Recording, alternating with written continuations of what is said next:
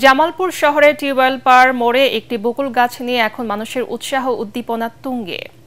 হাজার হাজার বাবুই পাখি এই একটি গাছেই বাসা বেঁধেছে। প্রকৃতির এই দুর্লভ দৃশ্য দেখতে প্রতিদিন ভিড় করছেন স্থানীয়রা। জামালপুর প্রতিনিধি লুৎফর রহমানের পাঠানো তথ্য ছবিতে আরও জানাচ্ছেন শরীফুল ইসলাম।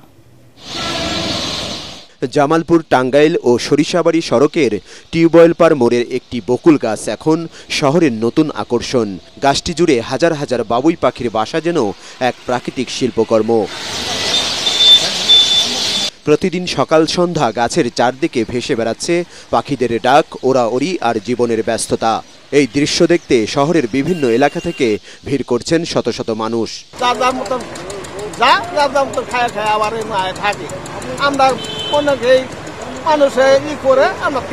বেশ আনন্দ করে আমরা এই পাখিতে সমাজ আমরা লোকজন আসলে আমরা তার খেদায় যাই যে এই পাখি সাধারণ যাবো না, গাড়ি ঘোড়া থেকে আমরা বিরত রাখি।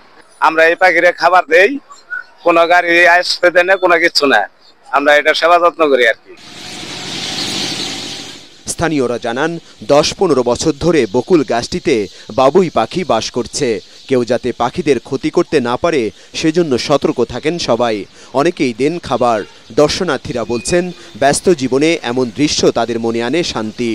আমরা এই বাবুই পাখি দেখে অনেক দূর দূরান্তের লোকজন এসে এখানে ভিডিও করে নেওয়া যায়। সকাল 6টা বাজলেই তারা একবারে কথা বন্ধ করে সারা রাত থাকে, আর কোনো আওয়াজ হয় না। যখন ফজর আজান হয়, আজানের পরে 6টার দিকে এটাতে তারা চলে যায় যার যার স্থানে। পৃথিবীকে সুন্দর করে তোলার পাশাপাশি মানব অস্তিত্বের সহচর এসব পাখি। তাদের রক্ষা করা সবার নৈতিক দায়িত্ব ও টেকসই ভবিষ্যতের অন্যতম শর্ত বলে মনে করেন পরিবেশবিদরা।